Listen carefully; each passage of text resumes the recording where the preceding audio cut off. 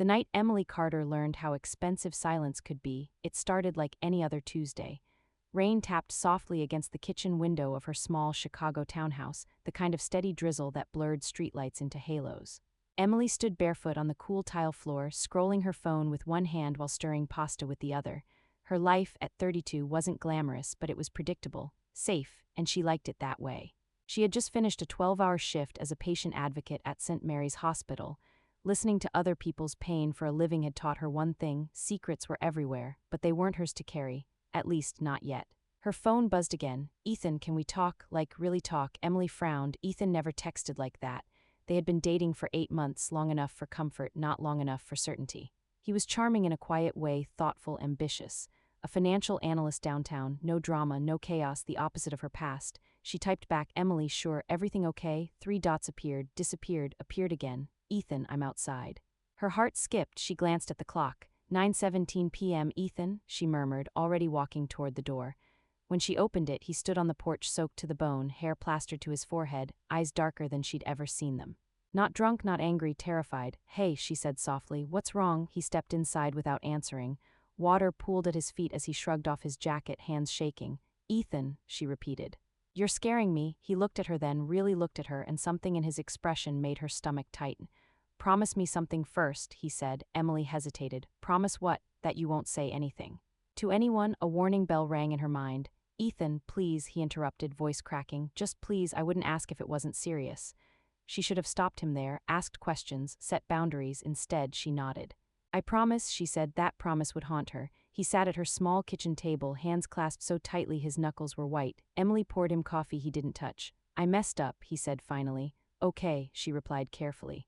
"People mess up, talk to me." He swallowed. "You know how I told you my firm's been working on that major acquisition?" "Yes, the biotech company," he nodded. "That deal, it's not clean." Emily leaned back slightly. "What do you mean?" "I found something," he said. "Data, financial projections that were manipulated, clinical trial results that were buried." Her pulse quickened. "Buried how?" "They showed severe side effects. Deaths." His voice dropped to a whisper. "If this acquisition goes through, that drug will be fast-tracked. It'll be prescribed to millions." Emily felt cold. "Ethan, are you saying people could get hurt?" "I'm saying people will get hurt." Silence filled the room, heavy and suffocating. "Then you need to report it," she said immediately. "Whistleblower protection exists." He shook his head violently. "You don't understand. The people involved, they're powerful. This isn't just my firm. There are politicians, regulators." "If I talk, you could save lives," she insisted. "And lose mine," he snapped, then softer, "maybe literally." Emily stared at him, heart pounding. She worked in healthcare. She had seen what happened when systems failed. When profits mattered more than patients. "This is too big," she said slowly. "I can't be the only one who knows." "But you are," he said, "right now, and I need you to keep it that way." Her throat tightened. "Ethan, I promise not to tell anyone," but he reached across the table and took her hands. His grip was desperate. "Just for a little while," he pleaded. "Until I figure out what to do. I need time." "I need you." She looked into his eyes and saw fear, but also something else, relief, like he had just handed her a weight he couldn't carry alone. "Okay," she whispered, "for now." He exhaled shakily and pulled her into a hug. "Thank you," he murmured into her hair. "You have no idea what this means." She did, she just didn't know how much it would cost. "Before we dive into today's story, I have a small favor to ask. If these words touch your heart, please hit the like button and subscribe to join our community. I'd also love to know where you're joining me from today. Drop your city or state in the comments. It truly warms my soul to see how far these stories travel. Happy listening and enjoy story. The days that followed felt off. Ethan became distant, not emotionally, if anything, he clung to her more but physically elusive. He stopped staying over, took calls in other rooms, flinched when his phone rang. Emily tried to act normal. She went to work, paid bills, met her sister for brunch, but the secret followed her everywhere. At the hospital, she listened to a mother sob over a misdiagnosis that had cost her son precious time. At night, she lay awake imagining a drug being prescribed, smiling doctors unaware of the truth buried beneath paperwork. One evening she broke. "What if someone gets hurt while we wait?" she asked Ethan during a tense dinner. He set his fork down. "You're not listening to me." "I am," she said. This goes against everything I believe in." "And you think I don't know that?" he snapped. "Do you think I'm sleeping at night?" She softened. "Then let's do something together." He stood abruptly. "No," the finality in his voice startled her. "You promised," he said coldly. "Don't forget that." The way he said it felt less like a reminder and more like a warning. 2 weeks later, Emily received an email at work. Subject: confidential inquiry, your experience matters. She almost deleted it, assuming it was spam. Then she saw the sender. U.S. Department of Health and Human Services, Office of Inspector General. Her hands trembled as she read. We are conducting a confidential investigation regarding potential data suppression related to a pharmaceutical acquisition. Based on internal records, we believe you may have indirect knowledge relevant to this case. Participation is voluntary, whistleblower protections apply. Her heart slammed against her ribs, they knew or suspected. She stared at the screen, mind racing. Had Ethan been followed? Had someone traced her through him? Was this coincidence? She closed the email without responding. That night she showed it to Ethan, his face drained of color. They found you, he whispered. No, she said, they reached out, there's a difference. They're fishing, he said sharply. And you can't bite, Ethan, if you talk to them, he said, voice shaking. I'm done, not just us, everything. The room felt smaller. Is that a threat? She asked quietly. He looked at her for a long moment, then. It's a reality. Emily didn't sleep that night. She sat on her couch, knees pulled to her chest, staring at the dark TV screen. Her phone buzzed once more, a text from an unknown number. Unknown, secrets have consequences. Be careful which ones you keep. Her blood ran cold. This wasn't just Ethan's secret anymore. It was hers, and someone else was already keeping score. Emily deleted the text, not because she thought it would make her safer, but because seeing it on her phone felt like proof that this was no longer theoretical. Someone knew, someone was watching. The next morning, she noticed the black SUV. It sat across the street from her townhouse, engine off, windows dark. Chicago was full of anonymous vehicles, and normally she wouldn't have given it a second thought. But when she left for work, it was still there, and when she returned 12 hours later, it was gone. Her chest tightened with a mix of paranoia and intuition. She told herself she was imagining things, that secrets made you suspicious. That fear looked for patterns. Still, she began checking over her shoulder. At the hospital, the secret became heavier. Emily was assigned to the oncology floor that week, a place where hope and despair existed side by side like uneasy neighbors. Late Thursday afternoon, she was called into room 614. A man in his early 40s sat on the edge of the bed, hands clasped, eyes sunken.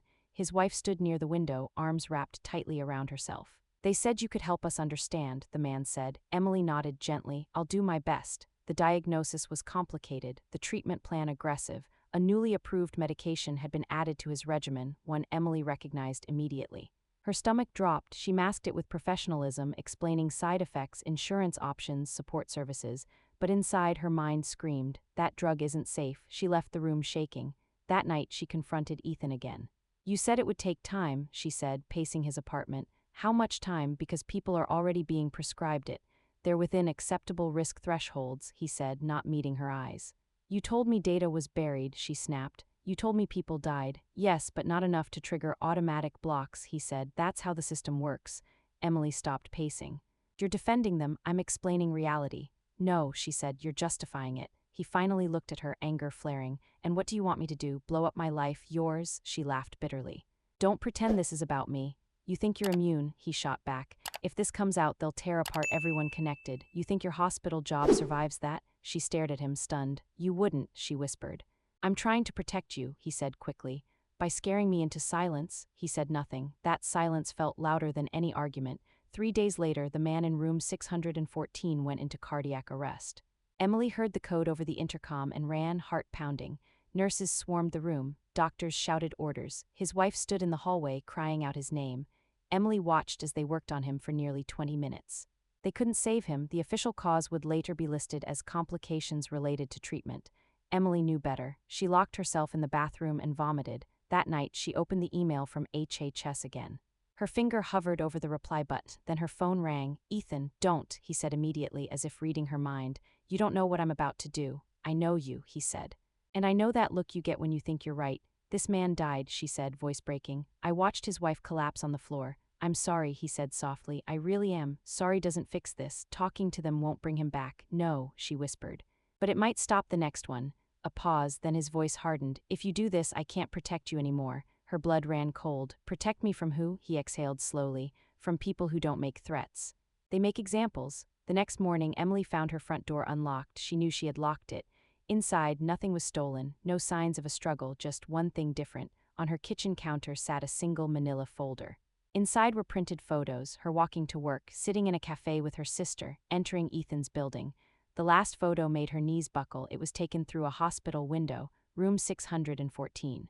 The man's wife was visible, sitting alone beside an empty bed. A sticky note was attached. Silence keeps everyone safe. Emily's hands shook as she dropped the folder. This wasn't about persuasion anymore. This was intimidation. She went to Ethan's office unannounced. His assistant looked startled. "Miss Carter, he's in a meeting." "I don't care," Emily said, pushing past her. She burst into the conference room. Ethan's head snapped up. The room was full men in suits, one woman with a government badge clipped to her blazer. Everyone stared. "Emily," Ethan hissed, standing. "What are you doing?" She held up the folder. "You tell them," she said. "Or I will." The woman with the badge narrowed her eyes. "Sir, is this related to our discussion?" Ethan's face went pale. "Emily," he whispered urgently, "you're making a mistake." She looked at him, really looked, and saw something she hadn't allowed herself to see before. Fear, yes, but also calculation. "How long?" she asked quietly. "How long have you known they'd come after me?" He didn't answer. That was answer enough. "I'm done keeping your secret," she said, and with that she turned to the woman with the badge.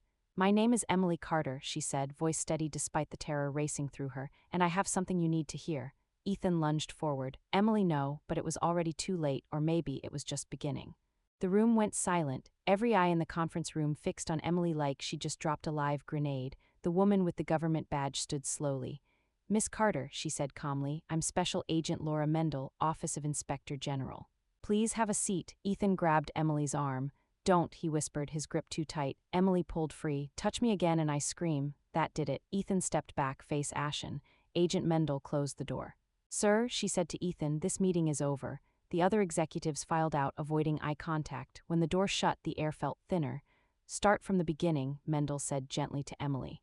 "And don't leave anything out." Emily spoke for nearly an hour about the data, the buried deaths, the threat texts, the photos, the man in room 614. When she finished, her throat burned and her hands were numb. Agent Mendel nodded slowly. "Thank you, you've done the right thing." Ethan laughed, a sharp, broken sound. "No," he said, "she's just ruined her life." Mendel turned to him. "Sir, you are now formally instructed not to interfere with this investigation." Ethan's eyes never left Emily. "You think they'll protect you?" he said softly. "They won't." Mendel stepped between them. That's enough. Within hours, Emily was relocated. A different apartment, a different phone, a security detail she hadn't asked for and didn't trust. "This is temporary," Mendel said. "Until we understand the scope." Emily nodded, exhausted. That night she stared at the unfamiliar ceiling, replaying everything. She expected to feel relief. Instead, she felt grief, for the man she thought Ethan was. For the life she'd had before knowing too much, for the promise she'd broken and the one she should never have made. Her phone buzzed, a secure message from Agent Mendel. "Mendel, we have reason to believe Mr. Ross may cooperate." Emily's heart sank. Cooperate, that word meant leverage, and leverage meant deals. 2 days later, the news broke. Federal investigation launched into pharma acquisition. Ethan's firm's name wasn't mentioned, neither was the drug. But the markets reacted, and so did the people behind the curtain. Emily received her first anonymous voicemail that night. No voice, just breathing, then a click. She deleted it, hands trembling. The second voicemail came an hour later. This time a woman's voice. "You should have stayed quiet." Emily's sister, Rachel, was the one person not informed of the details for her safety, but secrets leaked in other ways. Rachel noticed the security outside the building. The way Emily flinched at every sound. She said one afternoon over coffee, "What did you get yourself into?" Emily forced a smile. "Work stuff." Rachel reached across the table. "You're lying." Emily swallowed. "I can't tell you," she said. Rachel leaned back, hurt flashing across her face. "That bad?" "Yes." Rachel nodded slowly. "Then promise me one thing." Emily froze. "Don't make promises you can't keep," Rachel said softly. The words hit like a punch. That night, Agent Mendel came with an update. "Ethan is negotiating immunity," she said bluntly. Emily felt something inside her crack. "For what?" she asked. "He's the one who buried the data." "Yes," Mendel said, "but he's offering us bigger names." "And me?" Emily asked quietly. Mendel hesitated. "That depends. On what? On how useful your testimony is." Emily stared at her. "You said I was protected." "You are," Mendel said carefully. "To an extent." "An extent." Emily laughed bitterly. "So I was right. Silence keeps everyone safe, just not me." Mendel's expression softened. "Miss Carter, this is how systems survive. They sacrifice the expendable." "Is that what I am?" Emily asked. Mendel didn't answer. 2 nights later, Emily woke to her phone buzzing, a video message. Against her better judgment, she opened it.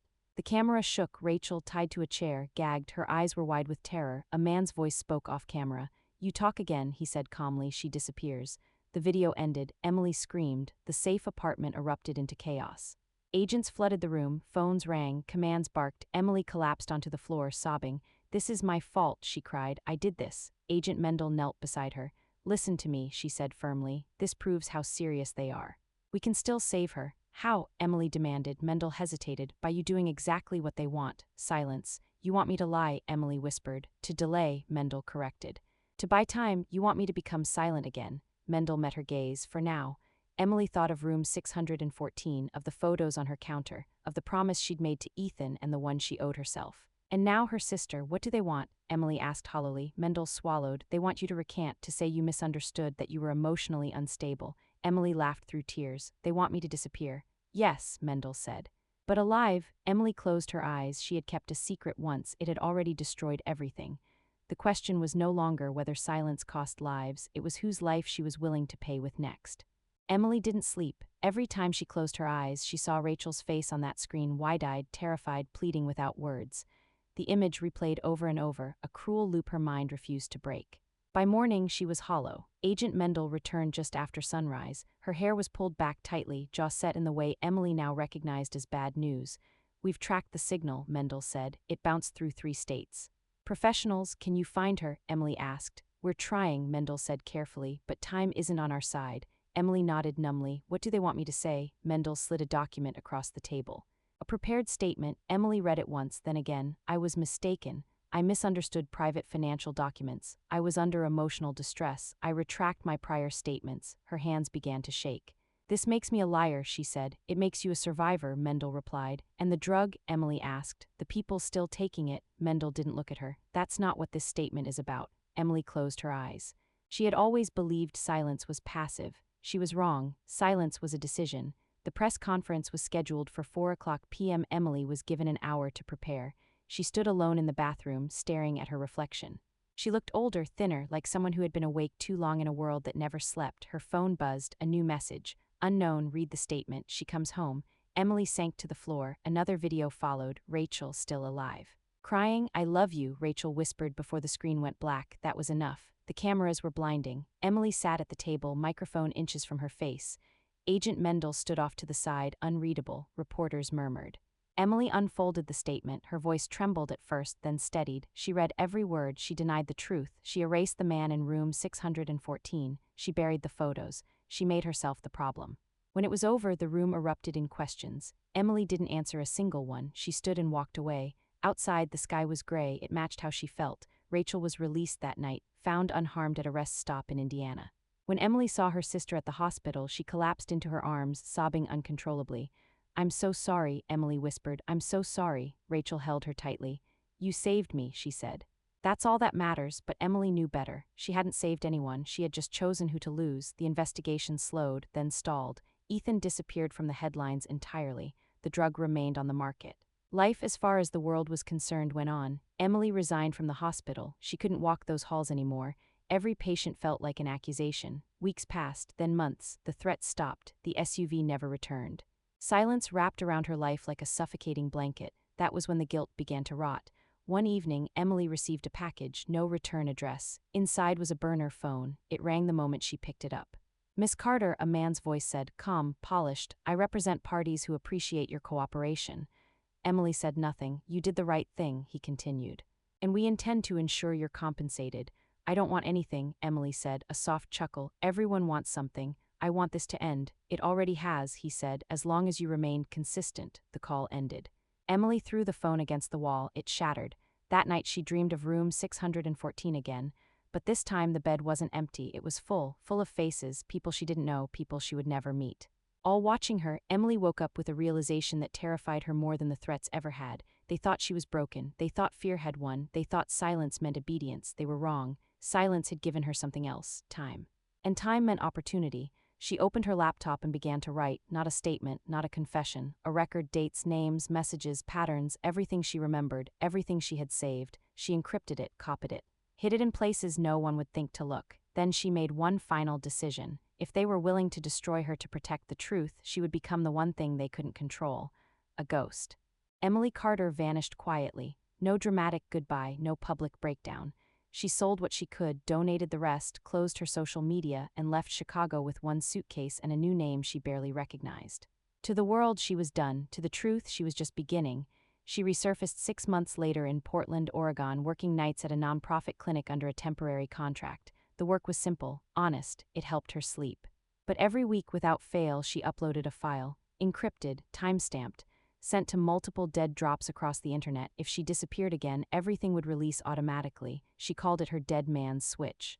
The first crack in the wall came from an unexpected place. A junior analyst, young, idealistic, terrified. Emily received an anonymous message one night. "I read what you left, I have proof." Her hands shook as she typed back. "Then you're not alone." They weren't the only one. 2 became 5, 5 became 12, people who had seen pieces of the truth but were too afraid to stand alone. Emily never met them, never used real names. She didn't need to. Fear worked best in isolation. So did courage. The leak happened on a Sunday, a coordinated release across investigative journalists, medical watchdogs, and international regulators. Not a single document, thousands. Clinical trial data, financial manipulation, internal emails, and one final file, Emily's original testimony. Unedited, unrecanted, the story exploded. This time it couldn't be buried. The drug was pulled within 48 hours. Executives resigned, then were arrested. Congressional hearings followed. The words "systemic failure" filled headlines, and buried deep in the coverage, one sentence appeared again and again. A source who previously recanted has since been fully vindicated. Emily watched from a distance, heart pounding. She felt no triumph, only relief. Ethan was arrested 3 weeks later. No deal, no immunity. The evidence was too vast. Emily saw his photo on the news, older, smaller, hollow. She felt nothing. The man she loved had never really existed. Rachel called her the night the verdicts came down. "They did it," Rachel said, voice shaking. "You did it," Emily closed her eyes. "We did it." "You saved lives," Rachel said. Emily thought of the ones she hadn't. "It doesn't undo everything," Emily replied. "No," Rachel said gently. "But it changes what comes next." Years later, Emily stood in the back of a quiet lecture hall, a medical ethics conference. On stage, a young doctor spoke passionately about transparency, accountability, and the danger of silence. Emily listened. No one knew her name, and that was okay. As the applause rose, Emily thought about the question people always asked when stories like hers came out. Why didn't she speak sooner? The answer was complicated. Because love makes you blind, because fear makes you small, because systems are designed to make silence feel safer than truth, until it isn't. Emily walked outside into the sunlight. She was older now, stronger. She had paid dearly for a promise she should never have made, but she had learned something worth the cost. Secrets don't disappear when you keep them, they just choose who they destroy, and sometimes breaking silence is the only way to survive.